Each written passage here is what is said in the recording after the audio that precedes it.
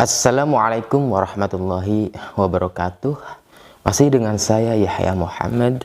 Baik, kali ini kita mencoba menganalisa bahwa kalau akhir-akhir ini kemudian pihak kepolisian dengan segera, dengan maraton akan kembali memeriksa para saksi dan seluruh saksi bahkan, dan artinya di situ terlihat bahwa memang ada sebuah keseriusan.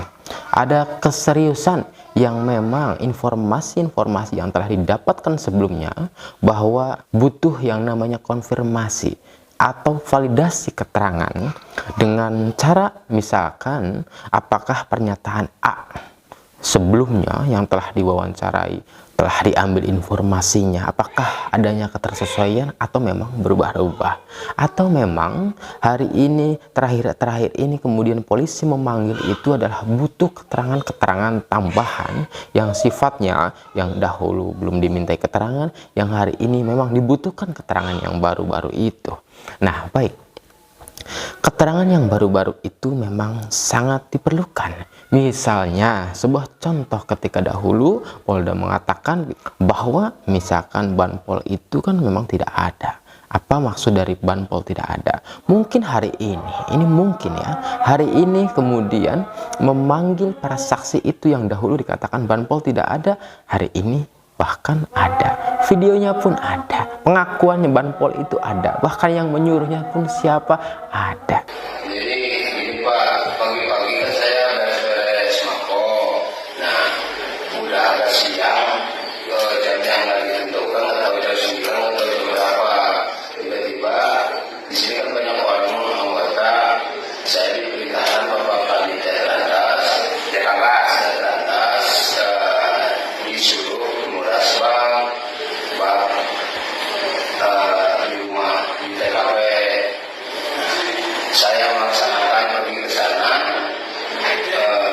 nyampe ke situ, nyampe di TKP, tiba-tiba muncul ada seorang lelaki atas nama Danu. Saya dipanggil, "No, sini, minta tolong, saya mau menguras bak." Kata Danu, "Ya siapa?" Nah, saya bareng-bareng muka kunci langsung masuk ke ruangan. Artinya adalah setiap pengakuan, setiap informasi baik yang baru maupun yang sudah ada terlebih dahulu yang butuh dikonfirmasi maupun divalidasi keterangannya, maka memang ini menjadi tujuan utamanya. Pertanyaannya adalah apakah memang banpol ini perlu digali keterangannya, perlu dipanggil oleh Polda Jabar tersebut dalam rangka menggali informasi dan kemudian menvalidasi informasi yang telah didapat oleh Polda Jabar tersebut. Bahwa begini, di awal ingat bahwa adanya pemanggilan kembali adalah menggali informasi kembali dan mencari informasi tambahan. Apakah memang menjalur ada petunjuk baru, barang bukti baru yang akan mengerucut ke alat bukti tersebut. Kalau memang banpol ini adalah sangat diperlukan informasinya, maka ini wajib dipanggil. Lah, pertanyaannya kata teman-teman, lah tapi kan yang nyuruh siapa? Katanya polisi. Teman-teman semuanya, bahwa seluruh warga negara Indonesia mempunyai kedudukan hak yang sama di dalam hukum, mempunyai hak konstitusional yang sama dalam hukum. Artinya tidak memandang bahwa dia adalah polisi, dia adalah pejabat, dia adalah bahkan presiden sekalipun, dalam hukum adalah sama, kedudukan yang sama. Sehingga ketika jangankan banpol ya, yang lebih tingginya pun Sambo itu bintang 2 kok bisa menjadi tersangka, dihukum mati pula. Artinya teman-teman, ini adalah perumpamaan, analogi. Artinya bahwa kalau memang informasi dari banpol itu dibutuhkan sekali dalam rangka mencari petunjuk oleh Polda, dalam rangka mencari arah yang nyata oleh Polda, maka dipanggillah. Ketika dipanggil itu, apakah memang ada kaitannya dengan TKP, olah TKP atau tidak? Teman-teman, yang kita tahu bahwa misalkan banyak yang mengatakan bahwa olah TKP itu adalah sudah selesai. Sudah selesai di hari tanggal 18 itu sampai malam bahkan katanya. Sehingga tanggal 19 dan seterusnya itu katanya sudah aman, sudah steril lah kira-kira begitu. Walaupun demikian memang banyak orang yang masuk. Misalkan ketika Danu tanggal 19 itu disuruh masuk oleh Banpol untuk membersihkan kamar mandi, di mana kamar mandi tersebut adalah kamar di mana para korban Ibu Tuti dan Amel itu dicuci, dibersihkan. Luar biasa di situ. Dan di situ kemudian Banpol meminta bantuan Danu untuk membersihkan kamar mandi tersebut. Apakah ini ada kaitannya? Nyatanya teman-teman, bahwa memang olah TKP itu tidak hanya sekali. Buktinya saya tayangkan. Malam hari, polisi masih lakukan olah TKP di lokasi pembunuhan ibu dan anak di Subang, Jawa Barat. Keduanya ditemukan di dalam bagasi mobil yang diparkir di halaman rumah.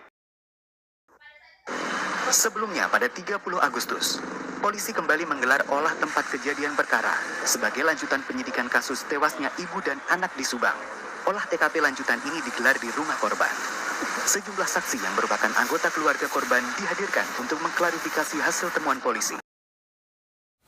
Ini adalah TV nasional yang merekod bahwa ternyata ada olah TKP yang kedua juga. Artinya ketika ada olah TKP yang kedua, mungkin mencari sebuah tambahan, baik itu jejak apa? Jejak DNA, tapaknya, telapaknya, sidik jarinya, dan sebagainya. Ketika sebelum olah TKP yang kedua ini, misalkan ada yang masuk, Banpol masuk, Danu disuruh Banpol untuk membersihkan masuk, artinya terkena jejak juga tuh, terkena DNA juga tuh.